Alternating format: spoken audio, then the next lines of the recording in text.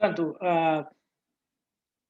estava eu a dizer que há uma zona fronteiriça, uma zona de transição, ah, entre a escala de bens jurídicos essenciais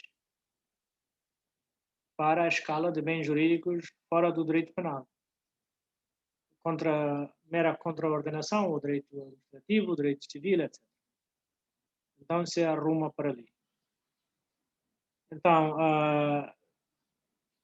as sanções ou as penas de abaixo de 3 anos de prisão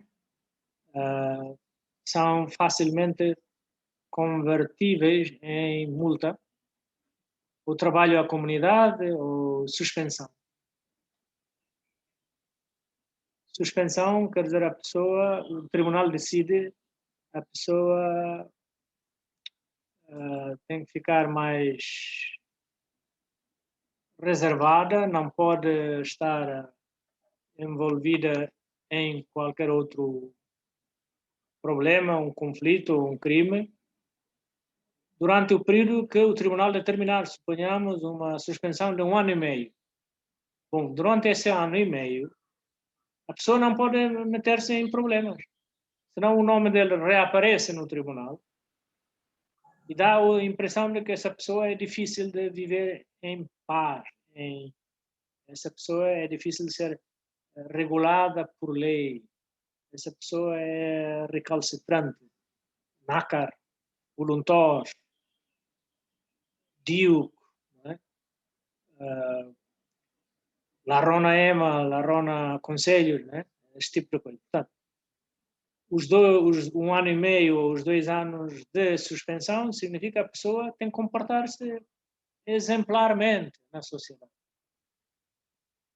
Então, para evitar problemas, o que é que a gente aconselha? Bom, fica em casa, quando sai, por favor, sai para a igreja, para a missa de domingo ou a missa de manhã, e quando sai vai visitar os tios, os avós, mas não vá para corneta, por exemplo. Não vá para jogo de cartas, ou jogo de galo, por exemplo, onde a potencialidade para conflitos é grande. Não é? Não vá meter-se com os jovens nos piqueniques, ou o bola bullying, como eles chamam por aqui. Não é? Então você vai mesmo à procura de conflitos. Não, tem que ficar mais reservada. O arguido, o condenado, tem que ficar mais reservado. Se sai à noite para o jantar em casa de um amigo, tá bom. Depois, quando volta, tem que saber por onde voltar, para não ter nenhum problema no caminho, etc. Já aconteceu com várias pessoas, amigas minhas, que o mandato era para não sair da casa. Só que à noite, às 8 da noite, quem é que vai controlar ele em casa? Ele sai para o jantar em casa de um amigo. Sai para jantar conosco. E encontramos-nos em grupo, etc. Às 10 ele diz, ei pá, eu vou-me embora. E ele sai caladinho e vai, volta a casa. Portanto, leva-se uma vida mais limitada, mas com segurança, até acabar o período de suspensão. Há várias formas, né? De trocar a prisão com outro, ao invés de ir à prisão, faça outra atividade considerada limitativa. Por exemplo, trabalho à comunidade. Significa o sistema tribunal, mais a polícia, organiza uma atividade em que você tem que fazer a favor da comunidade. Isto é, não é pago. Suponhamos que o senhor fica a reger, não é? A gerir o jardim em frente ao Palácio do Presidente da República. Pronto, esse senhor fica 6 meses a tomar conta daquele jardim. não recebe dinheiro nenhum. Né? Vai lá de manhã, ver se há água, os trabalhadores, né? Há água suficiente, depois à tarde, depois se há bom tratamento das flores, etc, etc. Suponhamos que é colocado num suco de bidão para ajudar o senhor chefe de suco. Como? Com a administração do suco, a boa organização das papeladas. Por exemplo, isto é muito fácil de encontrar formas de contribuir para a sociedade, para a comunidade, sem ser pago. Não é? Várias outras formas.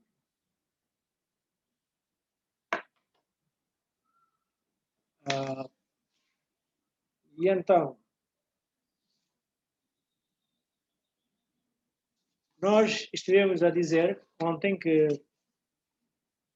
o direito penal é um direito reservado, mas ao longo da história da humanidade, o direito penal também veio sofrendo mudanças.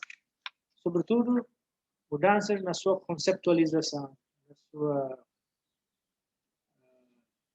na forma de as sociedades entenderem o que é a justiça, o que é a melhor forma de punir. Né? Então, conforme o avanço das sociedades, assim também a forma de punir veio mudando ao longo dos séculos. Estudar a história do direito penal é importante.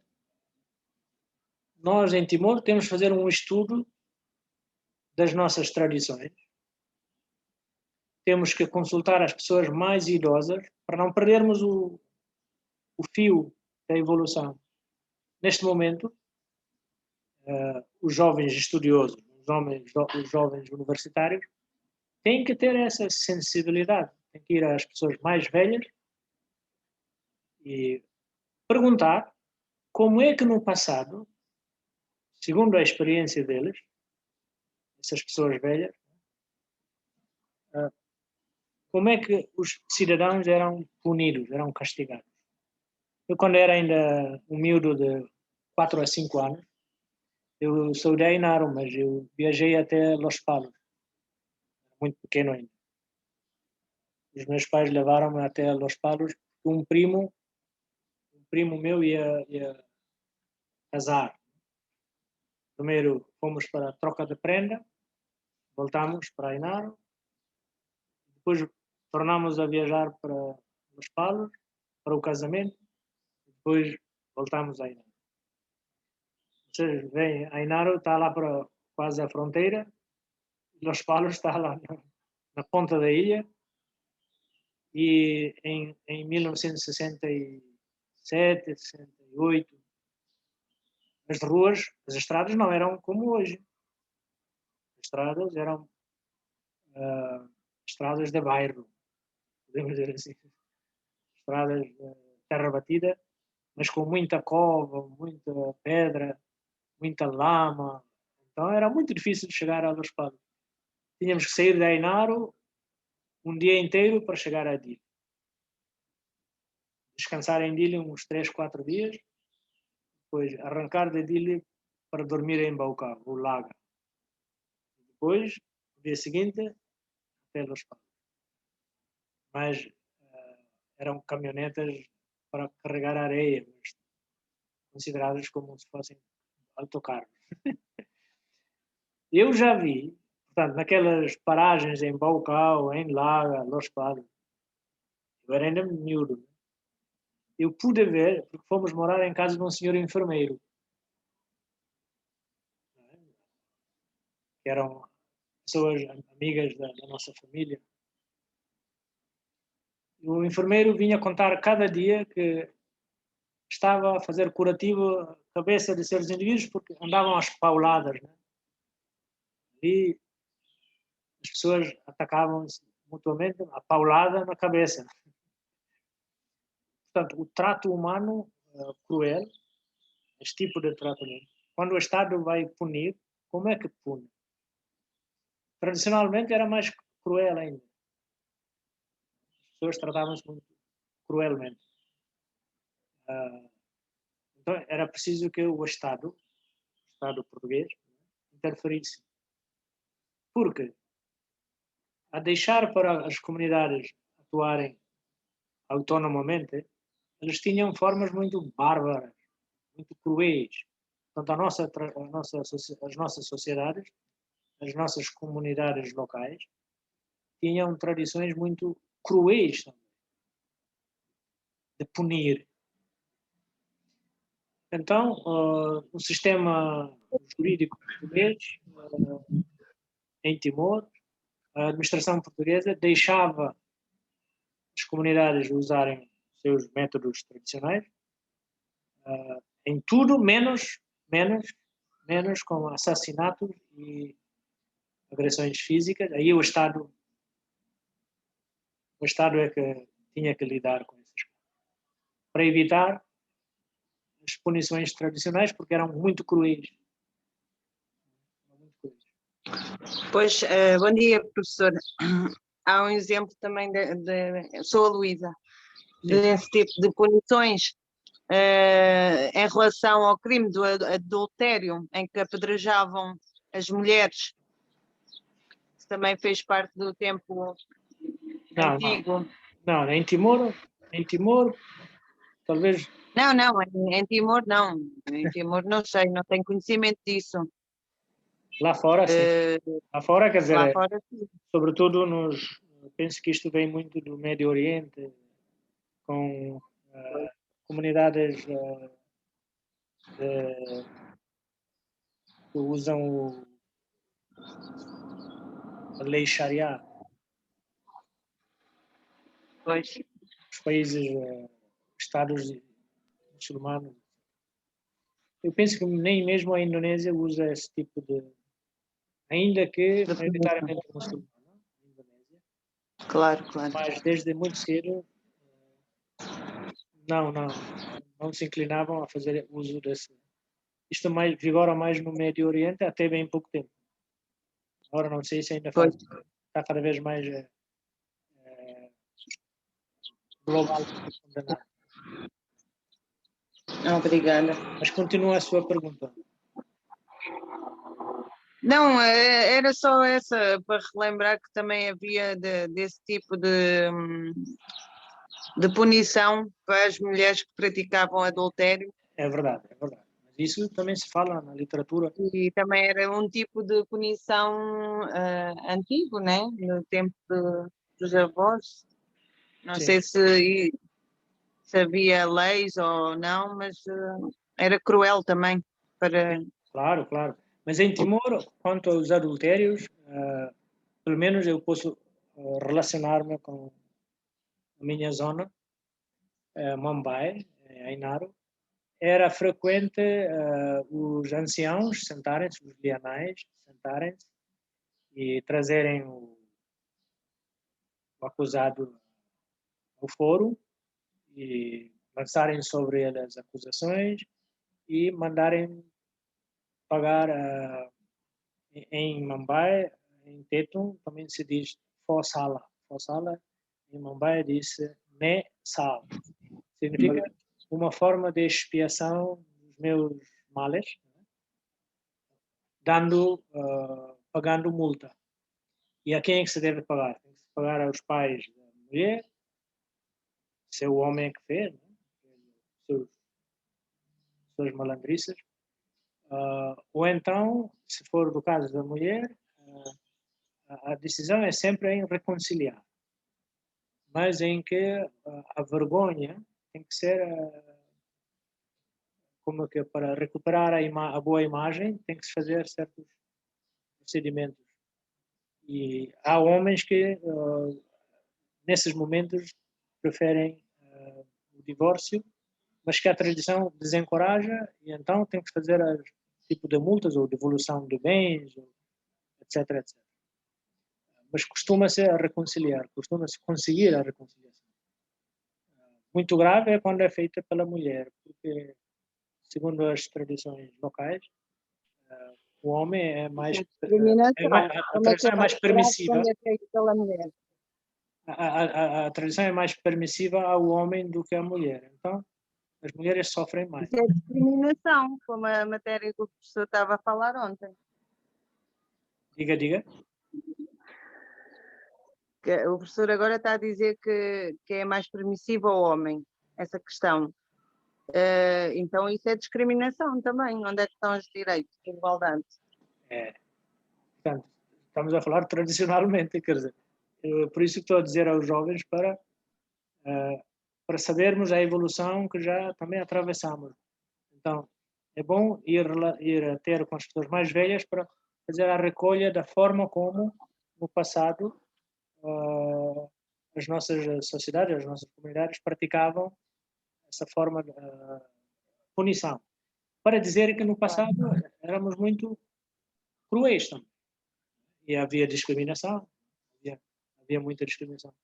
Hoje ainda, a discriminação está a tomar formas talvez muito sutis, mas permanece. Então é preciso constante advocacia a favor da igualdade. Então, quando se diz que é bom recuar para recolher os dados, é exatamente para ver o estágio de desenvolvimento na altura. Sociedades agrárias com tradições, digamos, em cultura patrilineal, em que os homens eram o centro das decisões, então as decisões acabam sempre por prejudicar ou causar desvantagens às mulheres. Mas só que eles têm um sistema de entendimento de tal forma que a justiça, o sentido da justiça é comumente aceito. Claro, hoje nós denunciamos com muita facilidade que isto não é justo. Então, significa que já estamos com alguma distância das práticas tradicionais anteriores, porque já temos mais elementos de referência, podemos entender melhor as injustiças do passado.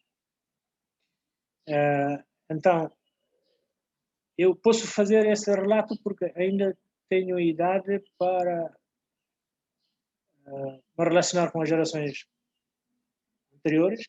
Eu ainda apanhei muita gente, sabia muito, praticava esse, ou então geria esses processos tradicionais. Pois, o professor também deve ter, pode-nos falar de antigamente como é que eram tratados os presos políticos.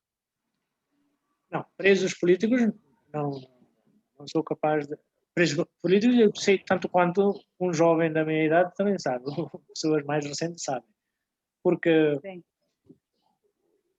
a gente ouve falar-se de presos políticos já como um conceito novo. Não é? Conceito novo quando a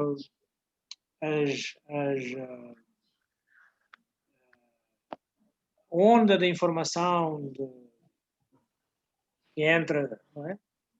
Começa a entrar para Timor através de pessoas que viveram fora, porque para se dizer prisioneiro político tinha que se ter uma referência à divergência política, mas isso não é isso que Mas pelo que eu ouço as comunidades falar, rurais, como é que eles tratavam a punição? Punição por causa dos atos ilícitos graves que ocorriam dentro daquelas pequenas comunidades. Então tinham o seu método próprio de julgar e de decidir. E às vezes decidiam por dar sanções muito graves.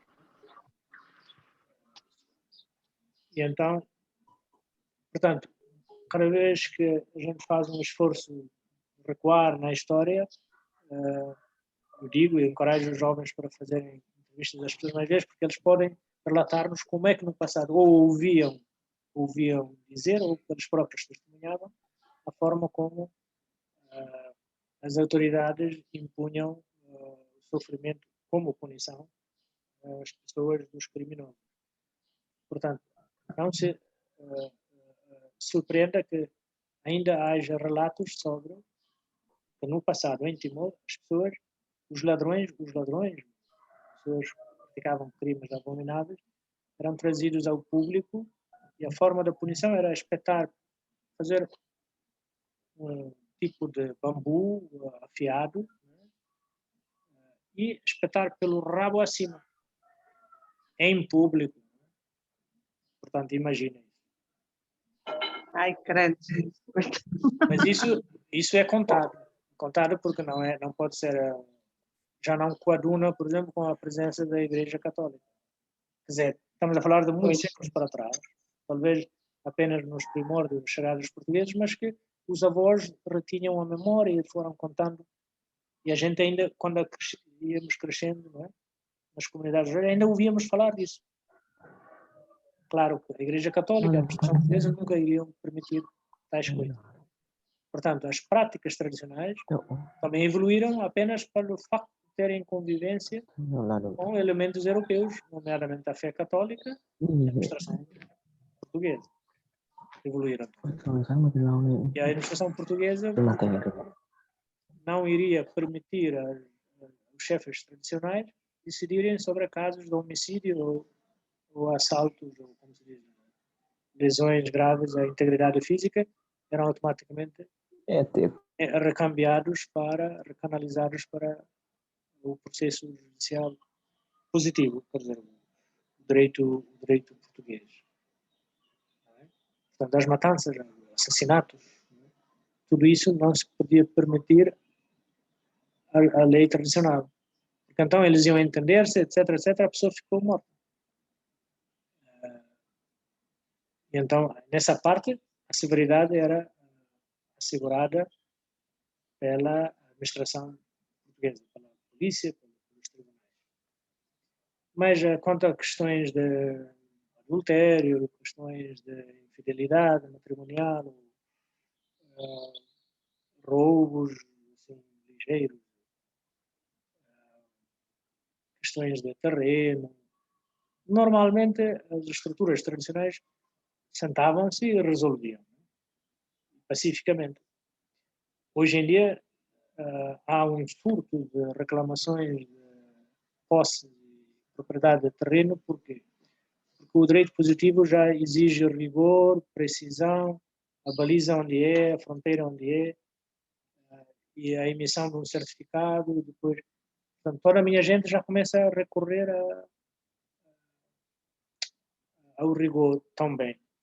Só que no passado os avós diziam assim, a nossa terra, o nosso terreno vai até aquela árvore. A árvore já caiu. Nosso terreno vai até o regato. O regato já mudou de leito. Já andou a fazer desvios. Ou então desapareceu, foi para outro lado. E então há muita complicação. E o que a lei positiva, a lei escrita, nossa, não está a prever é que são aspectos de antropologia, aspectos antropológicos timorenses que penso que foram deixados fora, não foram abrangidos ou contemplados na feitura das leis e podem ser uma fonte de conflitos. Porque as nossas comunidades têm um sistema de sucessão, de herança, têm um sistema próprio. E o que vigora na lei positiva é mais tendente a práticas, herdamos praticamente o direito português, e então, nessa parte, eu penso que deve haver uma maior abertura para acomodar as práticas tradicionais. Porque senão negamos famílias inteiras, negamos tudo aquilo que era legítimo na tradição, pode ser até ilegítimo ou não reconhecido no sistema positivo, no sistema jurídico nosso. Portanto, temos que ter alguma cautela aí. Portanto, aí é que é importante, quer dizer, nós estamos a estudar a evolução da aplicação da pena para darmos um maior apreço ao nosso estado hoje, a nossa situação concreta hoje.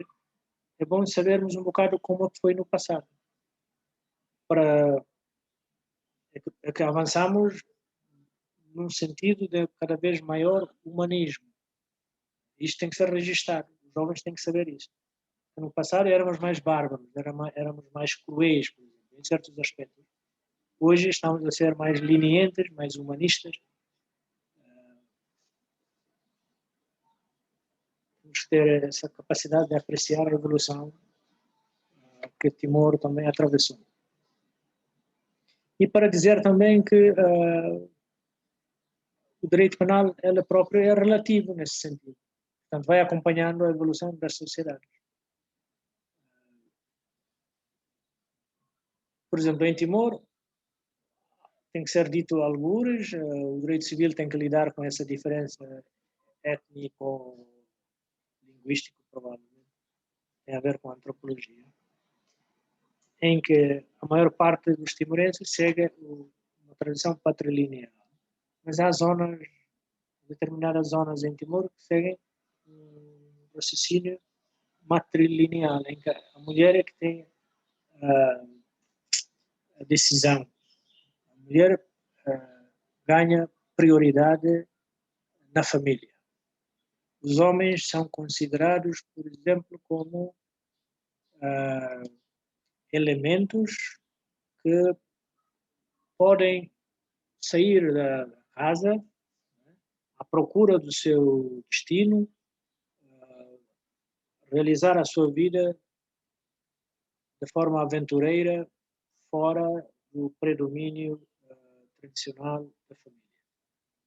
Quem é que deve ter a posse, o domínio das pertenças da família? É a mulher. São as filhas. Então, uma família que tiver 3, 4 filhas, 5 homens, os homens são dispensados. Os homens são lançados em aventura, tem aqui a sua raiz, claro, né? Genética, e a família está aqui, mas em termos de direito de herança, as senhoras é que detêm. Portanto, em certas comunidades em Timor vigora esse sistema, mas na maioria dos casos, é o sistema patrilineal, que é exatamente o contrário, numa lógica ligeiramente diferente, que é a mulher, quando é casada, a mulher tem que ir com o seu marido. Então sai da casa. Mas sai da casa e os detentores dos direitos da casa são os seus irmãos. A mulher sai seguindo o seu marido, na lógica de que a mulher vai integrar as regalias, os direitos do seu marido no seu lugar de origem. Portanto, ela não perde, ela simplesmente mudou de um lugar de submissão, mudou para um lugar de imposição, porque ali os homens é que ganham prioridade e o marido dele, é o marido dele que tem prioridade na família a que ela se vai integrar. E nessa lógica, os homens é que são detentores da relíquia, da herança, da família de origem. Agora, há algum problema quando os homens de um lado casam com as mulheres do outro lado, com patrilineal para com matrilineal. Quando se cruzam, aí começa a surgir certos problemas. Portanto, no nosso caso em Timor, se um homem da linhagem patrilineal, suponhamos de Quema, se casar com uma mulher da tradição matrilineal, aí tomemos como exemplo a comunidade de Bunak, este seria o ideal, porque a mulher vai deter as suas pertences na família de origem e o homem também detém as suas pertences a família de origem são homem e mulher de repente, com riqueza dupla, podemos dizer assim. Agora, quando uma mulher sai da linhagem patrilineal para se casar com um varão da tradição matrilineal, ambos perdem. Porque a mulher perdeu daqui confiando no seu marido. Só que o marido também se perdeu dali. E então, essas são pessoas mais dinâmicas, têm que fazer a sua vida, digamos, com muito brio para construir a sua própria riqueza, né? Da raiz. Portanto, isto está a ser contemplado ou não? Ou essas vicissitudes antropológicas ajudam a informar o legislador a fazer o Código Civil? Terá acontecido assim? Terá sido assim no passado ou não? Portanto, são aspectos que provavelmente os revisores da Constituição e os futuros legisladores, talvez até mais instruídos, mais sensíveis à antropologia local, que façam algo para acomodar essas. Se o princípio é apenas ignorar tudo o que é tradicional e impor uma igualdade transversal, né? Bom, talvez seja uma maneira. O grau de aceitação, de receptividade dessas propostas legislativas tem que ser testado, tanto na comunidade patrilineal como na comunidade matrilineal. A verdade é que as pessoas, quando estão bem abastecidas, parece que tendem a radicalizar-se na cultura, na tradição. Portanto, se ontem fui pobre, não falava muito. Agora que já tenho alguma coisa, eu quero afirmar a cultura. E então radicalizo-me na cultura. O que eu tenho observado é isso. Portanto, se no passado, para a realização de um casamento, bastava X, né? Hoje, as pessoas já têm mais meios, possibilidades. Para a realização do casamento, já não pedem X, mas X, mais X, mais X. E nos dotes, na transação dos dotes, em relação às mortes, o casamento, barlaca, etc., já não pedem só X, pedem X, mais X, mais X. E qual é o raciocínio? O raciocínio é que eles contam as pessoas. Vocês são quantos? Vocês são ao todo uns 30, 40 pessoas. Em que muitos são diretores. Um é médico. 2 são juízes. Um é o vice-ministro. Outro é secretário de Estado. Um é membro parlamentar. Então já não peço X. Vou pedir X mais X mais X. Porque o timorense está com os olhos abertos, atentos, à rede do parentesco que está à sua volta. E quando se trata de dotes, né, em relação ao casamento, contribuição para questões de coremeta, não é? As mortes em Timor são celebradas com muito vigor cultural, e então essas coisas radicalizam-se, porque os números são exagerados. Portanto, é preciso alguma educação de moderação na prática da própria cultura.